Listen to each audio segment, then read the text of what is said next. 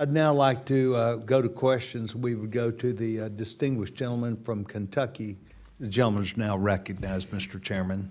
Thank you, Chairman Sessions and Ranking Member Mfume, for always delivering on good quality subcommittee hearings.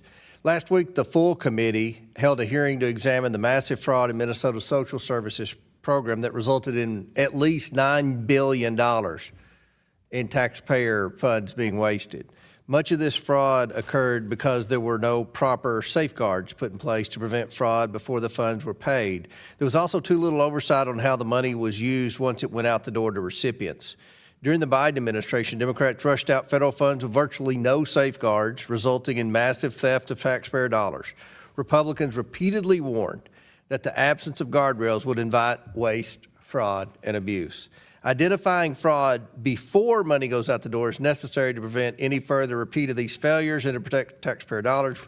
We need to get ahead of the criminals, continue to help the Department of Justice in arresting, prosecuting, and jailing those responsible, and ensure federal programs serve those who are truly in need. This committee hopefully is serious about this. I know the majority is on the committee, and we plan on continuing to identify waste, fraud, and abuse and hold people accountable. My first question for Mr. Diefenbach, how could PRAC tools and analysis have been used to stop the large identity and eligibility schemes that defrauded programs in Minnesota? Thank you, Chair Comer, and again, thank you for your support. The hallmark of most fraud schemes is that people hide information. So leveraging data analytics allows us to see patterns, trends, anomalies, hidden connections to shine a bright light on what's actually happening. That is the path forward. So we have to assemble the right data, the right team, the right tools, which we already have at the PRAC, thanks to your support. We just need to think more about the jurisdiction of how we're employing those tools, but data is the solution, absolutely. Okay. Ms. Miskell, given the Treasury is the last stop before payments from federal programs get executed, what authorities would help the department identify and stop high-risk payments for additional agency review? Thank you, Chair Comer. We are, as I mentioned, implementing a number of payment verification processes. So we're applying the technique of trust but verify, doing some basic checks before agencies can certify a payment. One of the pieces that we are missing is the ability to ping authoritative federal databases to confirm a payee ID, such as a tax identification number or a social security number. Okay. So we already received the data, we just can't verify it.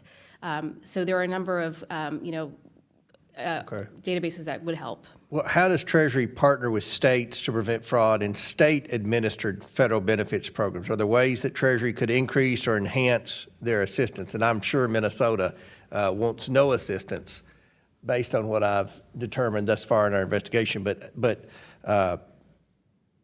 how do you partner with states that want to work to prevent fraud?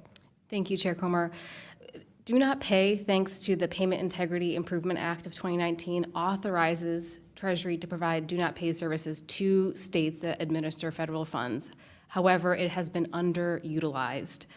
We think that it can be part of a multi-layered approach. So things like do not pay before a state issues payments to subrecipients would be very useful. We can also work to address some of their common challenges by adding additional data. Okay. We know this works. And last question for Mr. Thomas.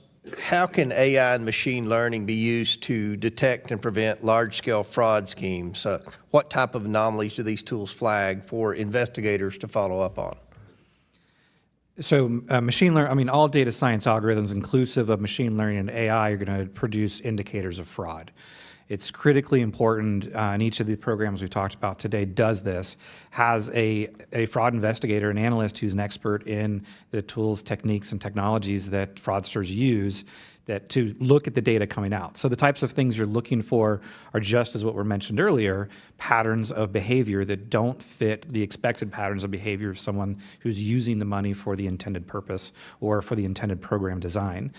We talk about at GAO, and we publish this, and we support the federal government and the states and local governments in using our fraud risk framework, which is designed to help them develop these indicators for a fraud risk management plan, which would then feed into algorithms machine learning, AI, other data science methods, all acceptable, that could then be used to track and monitor potential fraud while the program's in execution. That's the purpose of it, is you design the tool to find the behaviors that you want to get rid of.